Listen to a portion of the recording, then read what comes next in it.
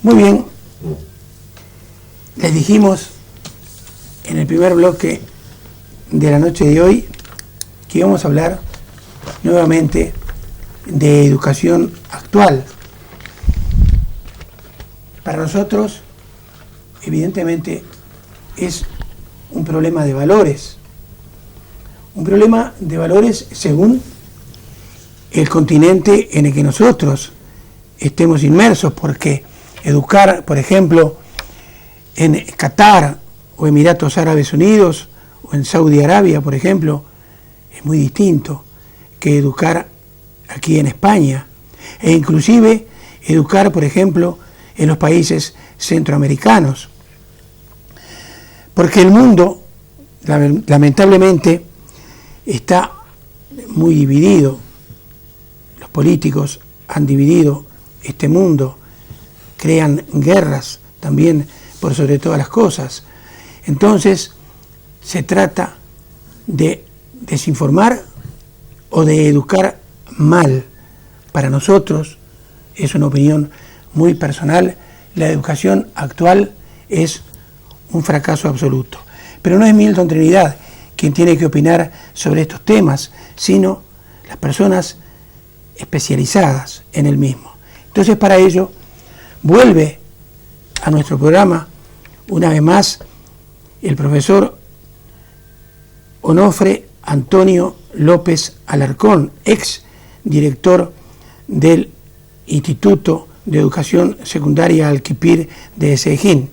Y con él, hoy también nos visita, y no va a ser tampoco la última, eso por lo menos nosotros esperamos, el actual director del Instituto Alquipir, el señor Juan Ruiz del Amor. Buenas noches. Buenas noches. Muchísimas gracias por asistir a este nuestro humilde programa. Y en primer lugar, don Juan, le vamos a preguntar su opinión, su visión acerca de lo que es la educación actual en el mundo y después aquí en España. Bueno, yo creo que hablar de lo que es la educación desde un punto de vista, digamos, tan amplio, ¿no? Viendo o tratando de transmitir una concepción, digamos, lo suficientemente amplia como para que pudiera caber todo. Yo creo que, yo diría que la educación es, a nivel mundial, la base en la que cualquier sociedad tiene que fundamentar el pilar de su desarrollo. No solo económico, que muchas veces nos centramos porque si hablamos de un concepto tan amplio a nivel de todo el mundo, pues parece que estamos hablando más, porque todo se ha globalizado, pues eso, de economía global, y no es de economía global. Yo creo que la educación es lo que realmente puede hacer a todos los países más igualitarios, que puede hacer a todos los países que tengan las mismas oportunidades, sus poblaciones, que puedan atender realmente todo lo que puede satisfacer en un futuro a medio y a largo plazo a la persona humana, y desde luego lo que puede hacer que muchos de los problemas políticos, sociales, de democracia y a todos los niveles realmente se superen. Cualquier país, cualquier ciudadano que no tiene una base educativa muy amplia, muy fuerte, yo creo que estamos dando la posibilidad de que aumenten esas diferencias, se creen esos problemas y al final esos problemas tengan soluciones como las que siempre vemos: guerras, paro, miseria y absolutamente desigualdad y injusticia social. Creo que desde ese punto de vista es el ideal, es hacia el que deberíamos de tender. Realmente la educación debería de posibilitar eso. Luego vemos que está supeditada a lo económico. Hay muchísimos países, por razones obvias, no tienen medios económicos, por lo tanto a la educación se le dedica muy poquito dinero y por lo tanto la educación, pues bueno, es marginal, por decirlo de alguna manera, ¿no? Países que también tienen mucho dinero, bueno, pues tienen un concepto más económico, mercantil, de lo que es una educación, y bueno, pues quizá no se atiende de la manera apropiada, con las estrategias apropiadas, a aquella población, pues que por circunstancias no es de entrada la idónea para estudiar. Lo que siempre decimos, que hay estudiantes que hagan lo que hagan los profesores, van a aprender. No van a tener ningún problema en alcanzar las metas que pretenden, porque afortunadamente tienen un buen nivel intelectual, sus padres tienen claro qué es lo que hay que hacer y a dónde hay que dirigirse, y esos alumnos, pues yo diría, ya de entrada, el éxito lo llevan en su propia mochila, lo llevan en su propio bagaje. Sin embargo, hay otra muchísima gente que por cuestiones sociales, por razones de concepción, de historia, de medios económicos, no tienen esas oportunidades, no se las van a ofrecer. Si no hay un sistema fuerte en ese país que incida en la sociedad, en la importancia que tiene esto, no a nivel económico, sino a nivel humano, a nivel de realmente alcanzar metas de desarrollo y de igualdad, yo pienso que es imposible hacerlo. Esas poblaciones seguirán pagando el pato, por decirlo de alguna manera, seguirán pagando la falta de visión, la falta de interés y la falta realmente de democracia, casi lo diría, de interés por la igualdad de esos políticos, de ese sistema político, de ese sistema social que no profundiza en esa condición. Yo creo que esa es una de las bases fundamentales en un concepto de educación. Muy bien. Onofre, tu opinión entonces al respecto, fracaso o éxito entonces en la educación actual a nivel del mundo y a nivel de España. Sí, bueno, aunque la relación que tengo contigo no es mala, pero yo no soy tan pesimista como para decir el fracaso de la educación actual. En el otro programa decía aquello de que los jóvenes no tienen respeto hoy día y tal, pero que lo decía Sócrates 400 años antes de Cristo, ¿no? Seguramente podemos hablar del fracaso de la educación siempre, ¿no? Antes comentaba a Juan el que la educación nos hace que seamos más iguales. Yo tenía aquí una frase que es de Jacques Delors, de un informe a la UNESCO que hizo una comisión internacional para la educación en el siglo XX, que llamaban la educación o la utopía necesaria, y decía en concreto, dice, frente a los numerosos desafíos del porvenir, dice, la educación constituye un instrumento indispensable para que la humanidad pueda progresar hacia los ideales de paz, libertad y justicia social. En el mismo hilo que decía Juan, y cuando antes estaba tú, Juan, comentando de que efectivamente lo que se invierte en educación es de lo más importante, me ha venido a la memoria, siendo yo un chaval de unos 13 o 14 años, un profesor de literatura que teníamos, don Luciano Niorte Prior. Recuerdo que yo me llevé un libro que me había dejado un cura, el cura Pepe, le llamábamos, y yo pues estaba leyendo, y me preguntó el profesor, le dice, pero ¿sabes lo que estás leyendo? Y yo le dije que sí, pero él vio que no lo entendía. El libro se llamaba Cultura Obrera, y venía a decir algo así, como sea un obrero, bueno, me da igual que sea un obrero, sea una persona, ¿no? Le roban algo material, se lo están robando a corto plazo. Si le roban la educación, le están robando a largo plazo. Efectivamente, yo creo que la educación es lo que hace que seamos más iguales y que podamos vivir en sociedad. Pero no estoy tan de acuerdo en el fracaso de la educación actual, ¿no? Creo que tiene sus puntos negros, ¿no? Pero no creo que se pueda hablar de fracaso. Pero de todas maneras, Juan, hermosa la frase que nos ha citado Onofre, ¿no es un poco utópica? Sí, es utópica, pero es cierto que la utopía es necesaria. Es decir, si no hubiera utopía, yo creo que realmente iríamos al discurso pragmático que supone la rentabilidad de la educación. Es decir, si se invierte X cantidades de dinero en educación y el 100% de la población no consigue los objetivos, grandes objetivos que se han marcado respecto a las expectativas de esa población, pues entonces hablamos de fracaso. Y es cierto que hay que hacerlo así, es decir, de grado de fracaso. La mayoría de las veces hablamos de grado de fracaso en función también comparándonos con otros países, con otras comunidades autónomas, con otros centros, dependiendo del ámbito de que hablemos, pues hablamos de quién tiene mejores resultados y cómo se obtienen esos mejores resultados. Pero también es verdad que estamos hablando, y se tiende muchísimo a tratar de llevar este tema al mundo empresarial, al mundo de la productividad. Y perdemos el aspecto humano. Y el aspecto humano es, hay una serie de personas que incluso con un fracaso escolar, entre comillas, están recibiendo unas bases que si no tuvieran esas pequeñas bases, que desde luego no han alcanzado los mínimos que se habían definido, pero que si no estuvieran esas bases, posiblemente los problemas sociales posteriores serían de una magnitud y una gravedad bastante amplia.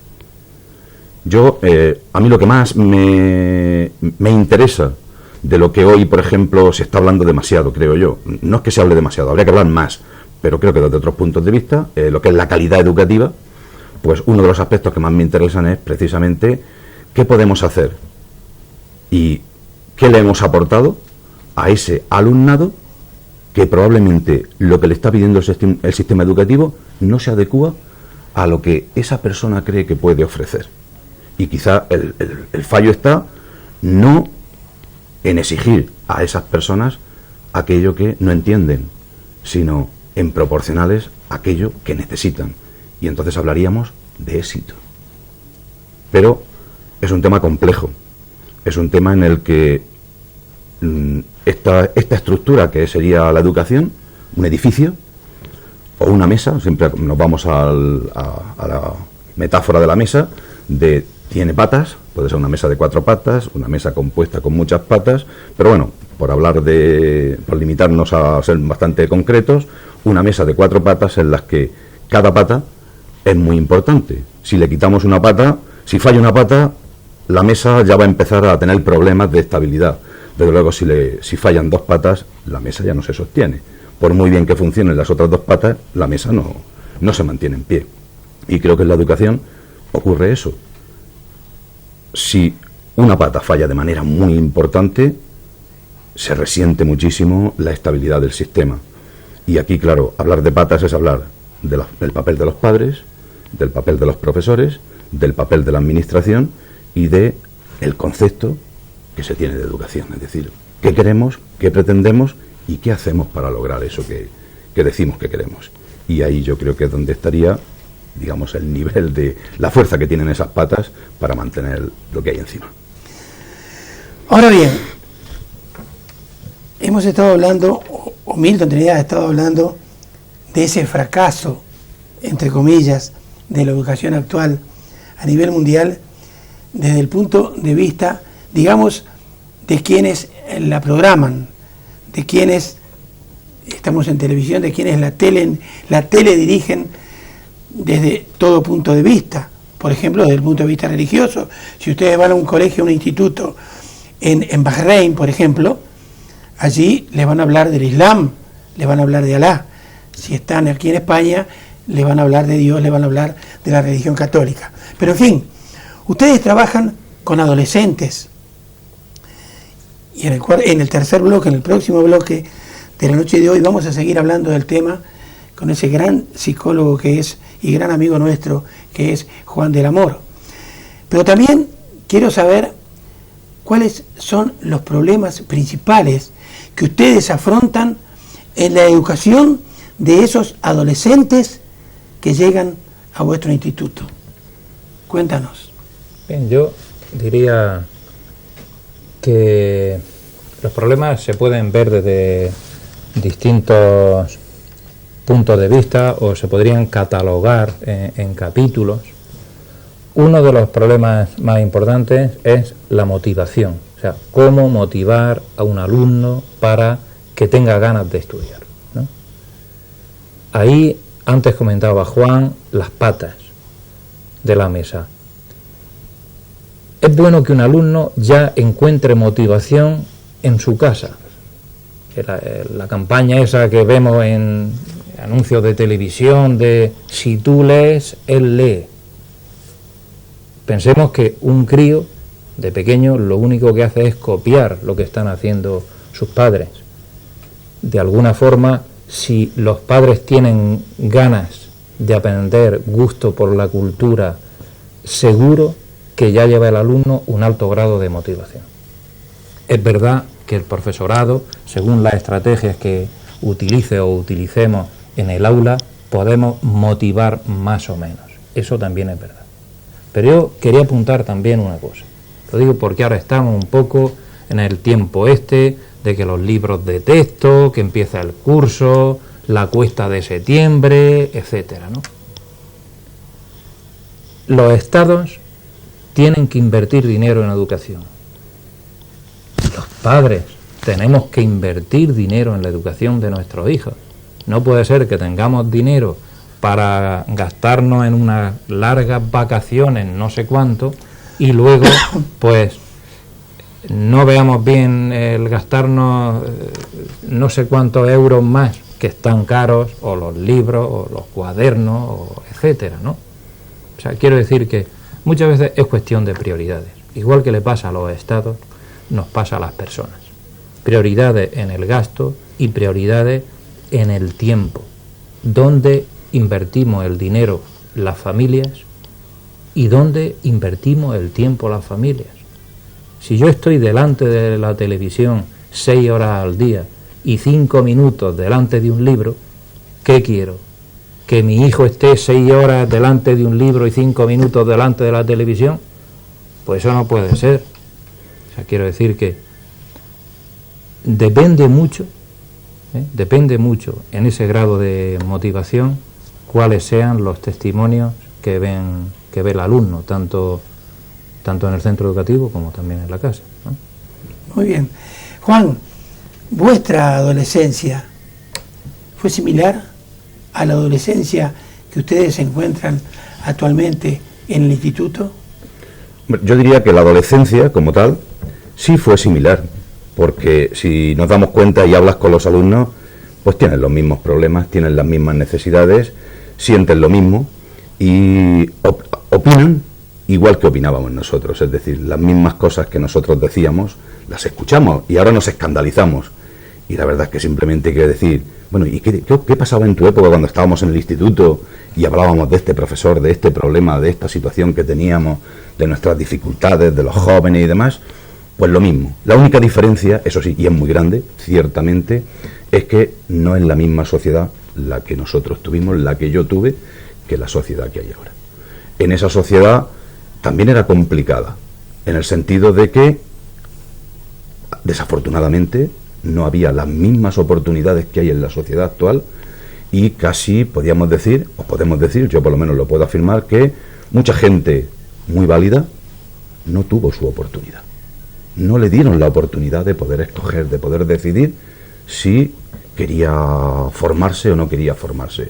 Había unas necesidades de primera necesidad y esa gente, yo conozco a mucha gente que estaba conmigo, que, bueno, pues siendo personas muy inteligentes, personas con una capacidad enorme para explotar sus potencialidades, pues tuvieron que tomar un camino que no era el que les correspondía, no era el que realmente creo que a ellos les hubiese gustado. Después han sido gente fenomenal, por supuesto, en los distintos ámbitos en los que se han movido, pero siempre con una espina, por lo menos cuando yo hablo con ellos, así es, siempre con la espina de que ellos no tuvieron la oportunidad que afortunadamente tuvimos otros, por suerte.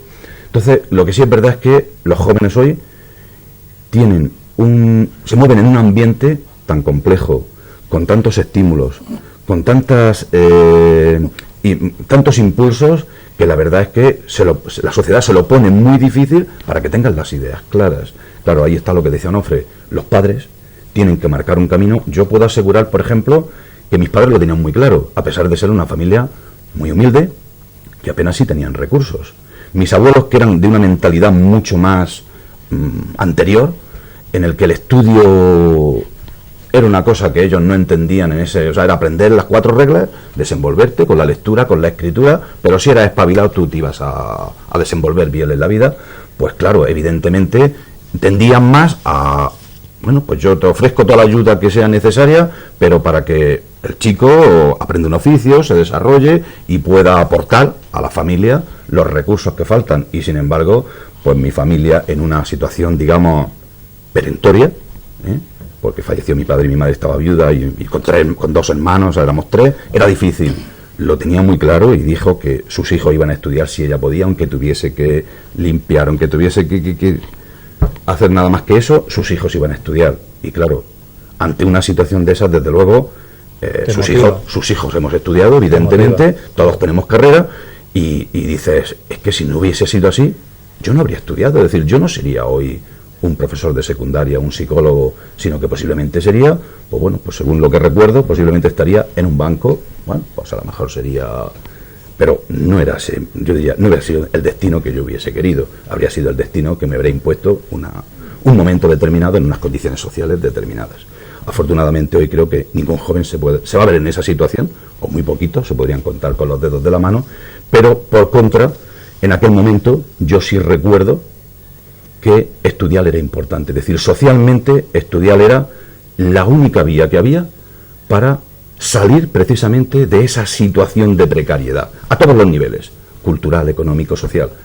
Y hoy eso no se ve, no se percibe, la sociedad no transmite claramente un mensaje de que el estudio, no teórico, no hablar de digamos lo que hemos dicho antes, de utopía, aunque hay que hablar de utopía, pero también hay que llegar a la gente con mensajes constantes, claros, institucionales y de todo tipo, de que la educación es la base de todo. La educación es el pilar que no puede fallar en ninguna sociedad. Puede fallar lo demás, y si la educación no falla, todo se recompone. Cualquier desastre, cualquier situación difícil, se supera con rapidez. En caso contrario, hay una parte de la población que sale adelante y otra parte que lo paga, y lo paga de manera muy fuerte y durante mucho tiempo.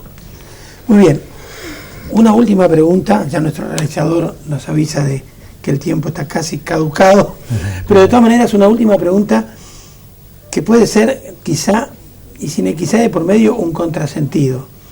La humanidad avanza a pasos agigantados, la ciencia, la tecnología. Esto precisamente puede hacer que nuestros adolescentes pierdan entonces interés por el estudio. Es posible, ¿no?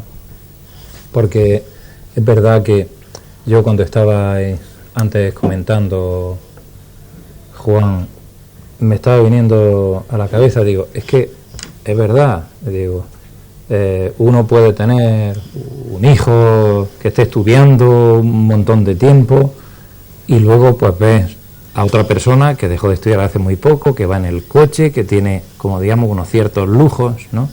Eso es verdad que puede desactivar el alcance, el acceso a las nuevas tecnologías, móviles, ordenadores, etcétera, con los precios tan bajos que, agraciadamente, el desarrollo lo pone en manos de todo el mundo, pues hace que como que desviemos, me meto yo, o seguramente que desvíen los jóvenes mucho de su tiempo al juego, al estar familiarizándose con el aparato y a dejar de lado el libro o la lectura. Hay que compatibilizar, ¿no?, el ordenador, el móvil, etcétera, con la lectura. No se trata de decir que o lo uno o lo otro, pero claro, la lectura, el placer de leer, y no solo el placer de leer, sino el adquirir cultura. Eso te lo da principalmente la lectura, ¿no? No se puede decir, oye, es que el ordenador es el demonio. No se trata de eso. Pero muchas veces yo creo que es muy posible que estemos dedicando mucho tiempo a esos aparatos y muy poco tiempo a otro aparato que no necesita ninguna energía, que es el libro y el silencio de pasar una página y de leer, ¿no? Yo diría una frase muy sencilla, que es que el devenir es tan vertiginoso para el joven que si no le ayudamos a discernir lo importante de lo anecdótico, difícilmente se va a detener en la importancia de una educación y en considerar determinadas cuestiones que antes era muy fácil poder ver esa visión, poder tener esa visión, va a ser difícil que la puedan tener ahora. Muy bien, yo les agradezco de todo corazón a ti, Onofre, la segunda visita que nos has hecho, a Juan la primera, y esperamos que no sea la última, porque teníamos a priori un montón de temas informativos. Estamos en la iniciación de cursos y no hemos hablado absolutamente nada al respecto, pero esperamos, Dios mediante, entonces, que en una próxima entrega vengan para hablarnos precisamente de todo lo que sería material informativo para alumnos y para padres de los mismos. ¿Puede ser? Sí, no habría ningún problema. Muy bien. Esperemos. Muy bien.